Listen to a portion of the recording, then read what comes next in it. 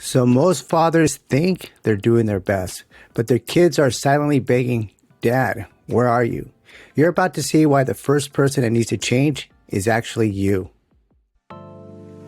This video isn't about guilt. It's about recognizing. If you're tired of being distant, frustrated, or disconnected, I'm going to walk you through exactly what needs to change so your kids stop pulling away and start opening up.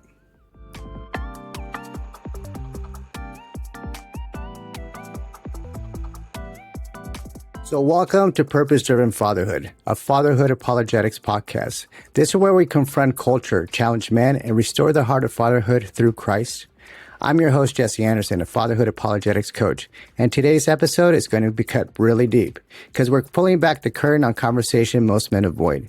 You might be thinking, "Jesse, you don't know me. You don't know my struggle." You're right. I don't know you personally, but I understand the struggle you're in. And today, I want to show you something that could change everything. For 8 years, I led a parenting ministry that changed how I see families forever. We didn't gather just to sip coffee and quote scripture. We got honest. We told the truth about what was really happening in our homes. We divided the families into two groups. My wife focused on the teens, and I worked directly with the parents. Parents would walk in saying, "Our family is falling apart because our child. Can this group fix them?" But you know what happened? On the teen side, when loved, challenged, and seen, started to make real changes. They started reflecting, owning, growing. But the parents, they were just waiting for their kids to change. So they stopped growing themselves. Why? Because they didn't believe anything was wrong with them, their parenting style. So blaming their kids felt safer than facing their own dysfunction. See, in Proverbs 16:2, all the ways of man are pure in his own eyes, but the Lord weighs the spirits.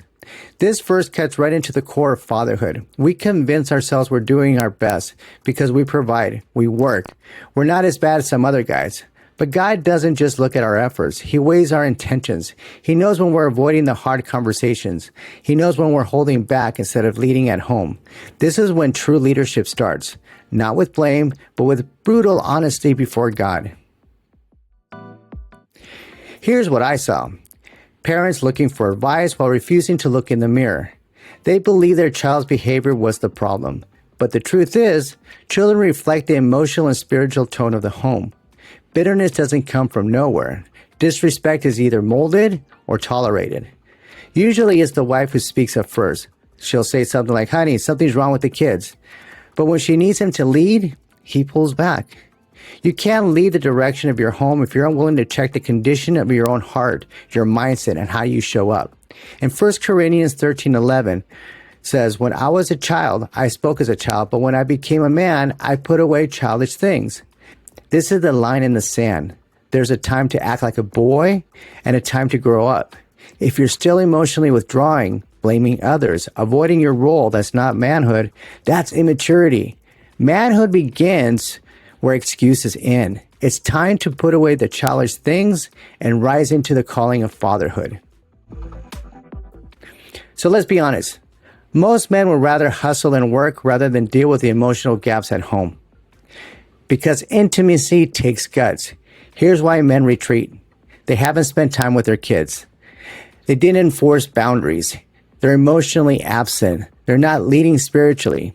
They're defaulting to provider and not protector. Provision is important, but presence is essential. Your family doesn't just need a provider. They need a rock.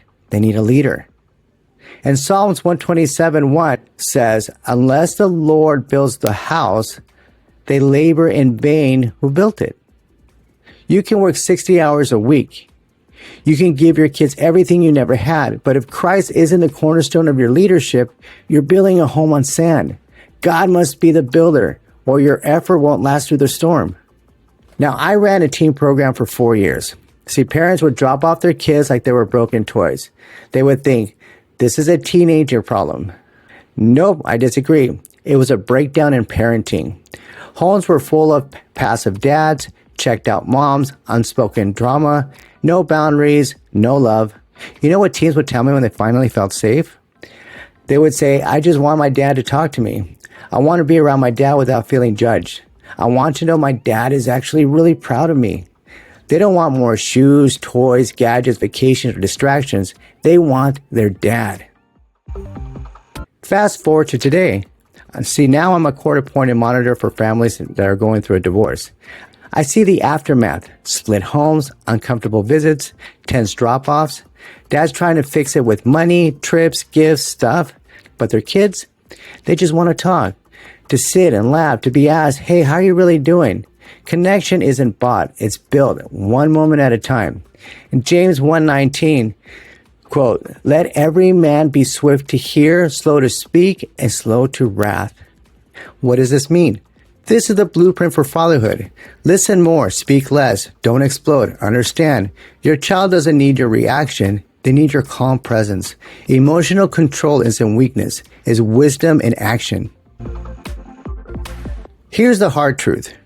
Until there is trust, your children might give you silence, one-word answers, shrugs. It's not rejection, it's a test. Will you keep showing up? Will you listen without lecturing? Will you stay when it's uncomfortable? Ask better questions. Hey, what made you smile today? What dreams have you had lately? Then be quiet and listen. Proverbs 20 verse 5 says, counsel in the heart of man is like deep water, but a man of understanding will draw it out. See, your child's heart is deep water. They won't hand you truth on the first try. You have to dig, ask, wait, and listen without judgment. Understanding fathers are rare. So be one. Let your presence draw out the pain that they've been trying to bury. So be that man. Be that dad. So let me tell you a story about a young teenager I met. He was in deep pain, and alcohol became his escape. Even though he was raised in a wealthy home, his bedroom was the garage. He was sharp, athletic, and brilliant, but completely broken inside. Over time, we broke through. He started thriving again, earning A's and rediscovering his dreams. His parents drank often and kept a fully stocked bar at home. He begged them, please change the environment so I don't fall back. Their answer, no, this is your problem. So he slipped back. That story, that's not rare. It's everywhere. This isn't about shaming you. It's about waking up to what's really happening. Fatherhood isn't an afterthought. It's your first divine assignment. Before your relationships, before your business, before your ministry, God called you to be a father. Stop leading with ego. Start leading with presence. Own how your kids feel, not just what they do. Malachi 4:6 says, he will turn the hearts of the fathers to the children and the hearts of the children to their fathers. This is God's mission in one verse. Reconciliation. Healing begins when a father's heart moves towards the children, not out of guilt, but out of love and leadership. If your heart is cold, distant, or distracted, ask God to turn it back today. Let that start with you. So gentlemen, this isn't shame. This is a summons. You haven't failed. You've been chosen to rise. So step up, rebuild what's broken, reconnect with what really matters, and become the man, the father your family's been waiting for. So go to my bio now and download your free ebook, 5 Steps to Building Bridges, A Father's Path to Meaningful Connection. If this video hit home, drop a comment, hit the subscribe button, and share this with a father who needs to hear it. This is your time. Your family's been waiting, so let's do this.